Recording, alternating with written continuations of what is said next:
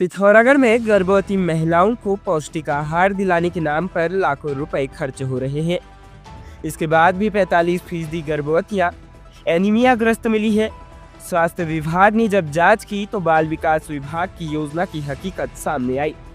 पौष्टिक आहार देने के बाद भी 2884 गर्भवतियों की जांच में 1292 में खून की कमी मिली है। बाल विकास विभाग के मुताबिक जनपद में 3 बच्चे अति कुपोषित और 9 कुपोषित मिले हैं, जिनका स्वास्थ्य विभाग इलाज करवा रहा है। गर्भवती महिलाओं को सेहतमंद बनाकर मातृ शिशु मृत्यु दर कम करने के साथ ही कुपोषण के उन्मूलन के लिए बाल विकास विभाग ने पौष्टिक आहार योजना संचालित की है। केंद्र और राज्य दोनों ही सरकारें इसकी निगरानी कर रही है। एक गर्भवती को सप्ताह में 2 दिन अंडा या पौष्टिकता से भरपूर खजूर के साथ फोर्टिफाइड चावल दिया जाता है, फिर भी गर्भवतियों की सेहत में सुधार नहीं हो रहा है। विभाग ने 2 फरवरी से हर गर्भवती की सेहत को परखने के लिए एनीमिया की जांच शुरू की। पिथौरागढ़ जनपद में 10 फरवरी तक 9 दिन में पंजीकृत 3725 के सापेक्ष 2884 गर्भवतियों की जांच हुई, तो 45% यानी 1292 गर्भवती महिलाएं एनीमिया ग्रस्त मिली। अभी 841 की जांच होनी है। बाल विकास विभाग की गर्भवती महिलाओं को सेहतमंद रखने की योजना केंद्र राज्य स्तर से लेकर ग्राम स्तर तक कितनी सफल है, इसका अंदाजा लगाया जा सकता है। जनपद पिथौरागढ़ के डीडीहाट नगर में सालों से अधूरी पड़ी पार्किंग की जांच होगी। नवनिर्वाचित पालिका अध्यक्ष गिरीश चुफाल ने जानकारी देते हुए कहा कि पार्किंग में भ्रष्टाचार हुआ है, इसके चलते इसका निर्माण कार्य अब तक पूरा नहीं हो सका है। नगर में वर्ष 2021 में 3 करोड़ रुपए से अधिक लागत से पार्किंग का निर्माण शुरू हुआ। देहरादून की एक कंपनी को इसके निर्माण की जिम्मेदारी दी गई। निर्माण शुरू होने के 8 महीने बाद ही पार्किंग में दरारें पड़ गई और कंपनी अधूरा काम छोड़कर चली गई। लंबे समय से नगर के लोग पार्किंग का निर्माण शुरू करने की मांग कर रहे हैं, लेकिन यह अब भी अधर में लटकी है। लोगों को अपने वाहन सड़क किनारे पार्क करने पड़ रहे हैं। इसके चलते जाम की समस्या रहती है। अब फिर से नगर की सरकार अस्तित्व में आने से पार्किंग का मुद्दा जोर पकड़ने लगा है। पालिका अध्यक्ष चुफाल ने कहा कि पार्किंग भ्रष्टाचार की भेंट चढ़ गई है, जिसकी जांच होगी। मामले में लिप्त लोगों को छोड़ा नहीं जाएगा। कहा जांच कर पार्किंग को धरातल पर उतारा जाएगा। जल्द ही जिलाधिकारी से मिलकर पार्किंग की जांच की मांग की जाएगी। जनपद पिथौरागढ़ में खुल गया है पहला आयुर्वेदिक चिकित्सालय, उपचार एवं पंचकर्म केंद्र श्री शिवाश्रम, विण ब्लॉक निकट एपी हस्तिराहा पिथौरागढ़। यहाँ मोटापा, स्लिप डिस्क, साइटिका, डबीनस पीठ दर्द, कब्ज, फ्रोजन शोल्डर, हड्डी बढ़ना, सर दर्द, जोड़ों के दर्द, गठियाबाद, त्वचा रोग, अनिद्रा सहित अन्य रोगों हेतु बेहतरीन थेरेपी दी जाती है। आयुर्वेदिक डॉक्टर द्वारा रोगों की जांच तथा खून की जांच के बाद सही खान-पान हेतु आयुर्वेदिक डाइट चार्ट भी प्रोवाइड कराया जाता है। योग गुरु द्वारा निःशुल्क योगा की सुविधा दी जाती है। श्री शिवाश्रम केंद्र में सभी प्रकार की आयुर्वेदिक दवाइयाँ भी उपलब्ध है।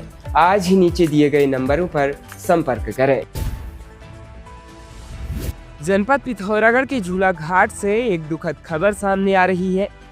मां को प्रयागराज कुंभ लेकर गए बेटे की सड़क हादसे में जान चली गई है।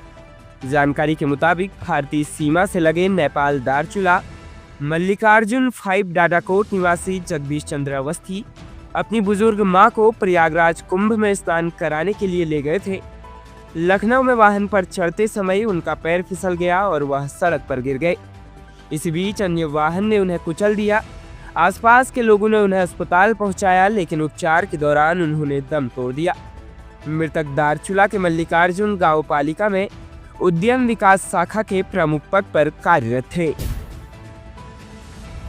जनपद पिथौरागढ़ में देवभूमि शिक्षा केंद्र न्यू सेरा ने योगेश्वर श्री कृष्ण मंदिर सिकलानी में साइबर जागरूकता गोष्ठी का आयोजन किया।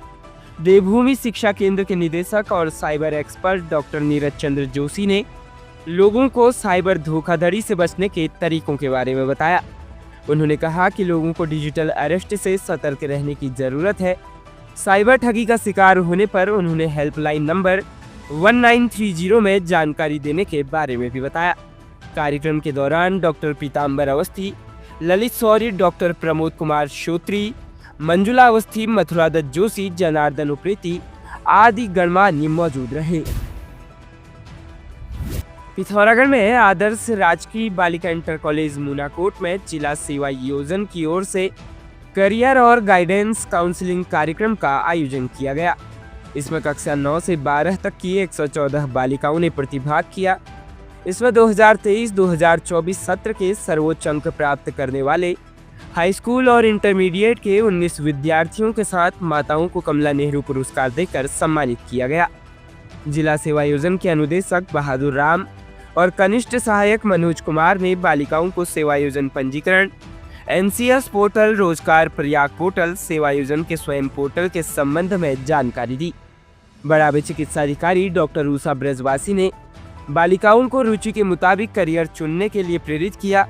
प्रधानाचार्य कनक गेरा ने सम्मानित होने वाली बालिकाओं और माताओं को शुभकामनाएं दी। कार्यक्रम का संचालन इस दौरान शिक्षिका माया रावत, अनुश्री कसनियाल, विमला कोहली, सुनीता पांडे मौजूद रही।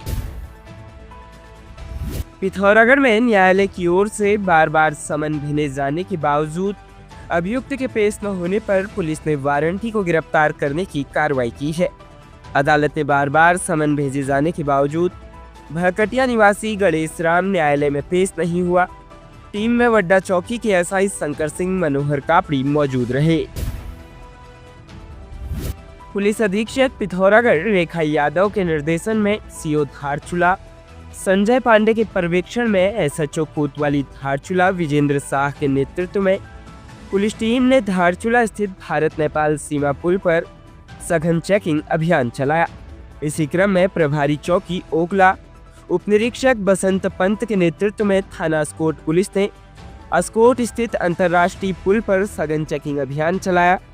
इस अभियान का उद्देश्य संदिग्ध व्यक्तियों, अवैध मादक पदार्थों, मानव तस्करी आदि की रोकथाम करना था।